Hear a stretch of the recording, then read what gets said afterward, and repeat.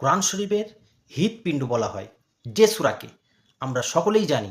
কোরআন শরীফের হৃৎপিণ্ড হিসাবে সূরা ইয়াসিন শরীফকে বলা হয়। এমন একটি সূরা, এই সূরা সম্পর্কে রাসূলুল্লাহ সাল্লাল্লাহু আলাইহি ওয়াসাল্লাম বলেছেন, তোমরা এই সূরা প্রতিদিন সকালে সন্ধে পাঠ করে মৃত ব্যক্তি যারা আছেন, আত্মীয় স্বজন, পিতৃকুলে, মাতৃকুলে, শ্বশুরকুলে, শাশুড়িকুলে, এই সমস্ত আত্মীয় স্বজনদের রুহের মাগফিরাতের জন্য সূরা ইয়াসিন তেলাওয়াত করে তাহাদের নামে সবরসানি করো। কেন? সূরা ইয়াসিন পড়ে সবরসানি করলে আল্লাহ পাক এই সব তাদের নামায় আমলে পৌঁছে দেন। সেই সাথে সূরা ইয়াসিন যে ব্যক্তি বেশি বেশি করে তেলাওয়াত করে, আল্লাহ পাক তার জীবনের সমস্ত গুনাহকে আল্লাহ মাফ করে দেন। এবং সূরা ইয়াসিন শরীফ যদি কেউ বেশি বেশি তেলাওয়াত করে, আল্লাহ পাক তার উপরে সন্তুষ্ট হয়ে যান। কেননা হাদিস শরীফে আছে, সূরা ইয়াসিন কুরআন শরীফের কলব, অন্তর, হৃদয়।